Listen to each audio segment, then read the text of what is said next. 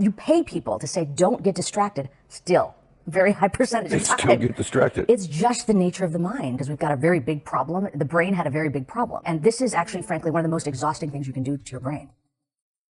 The metaphor I like to use that really is tied to the term you said, focus, is of a flashlight. If you're in a darkened path, you have this beautiful ocean view here, you want to go for a little walk in the evening, you might take a flashlight with you. Okay. Why? Because wherever it is that flashlight is pointing, you're going to get privileged access to that information. Yeah. Okay. So same thing with attention. When we attend to something, like right now, if I'm looking at your face, I'm getting granular information regarding your face.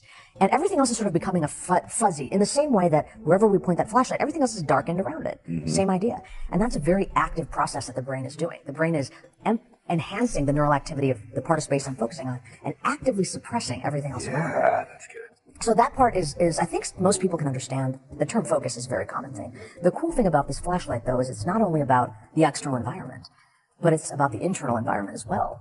So if I say, think about what you had for dinner last night. Can you do that? Thank you. You can do that, right? Yes. So what happened in that moment? Before I said that, probably it was not on your mind. Oh, so good. Right?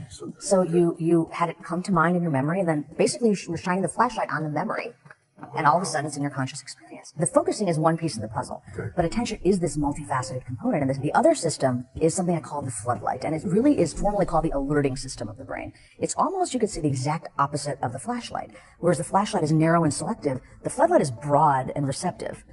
There is nothing you should be privileging. The only thing you're privileging is what is happening right now. So you're privileging time. Like right now, in this moment, what is the most important thing? And we use this system all the time. You're driving down the road, you see a flashing yellow light near a construction zone or a weird traffic pattern. You know what that feeling is of, like, broad and receptive. I don't know what weirdness is going to happen, but I'm here for it because I might need to take action like that, and then I'll be able to direct the flashlight where it's needed. And then the third system is actually something called executive control. Okay. So the analogy I use there is a juggler. So essentially, all the balls need to be in the air. As a leader in an organization, you know that you're not going to go in and do every task, but you need to make sure there's a rhythmicity, there's an appropriateness to all the things that are being done.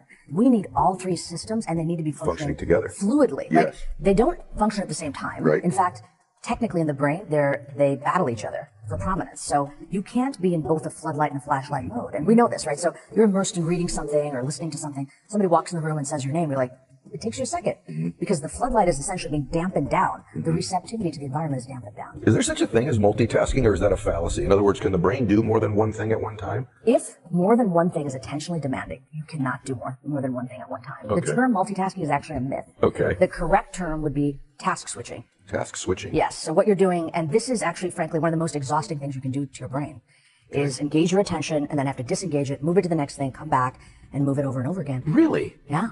Okay. And when we tell people this, it's people always get like, yeah, it takes me a while to get back into the thing I was doing.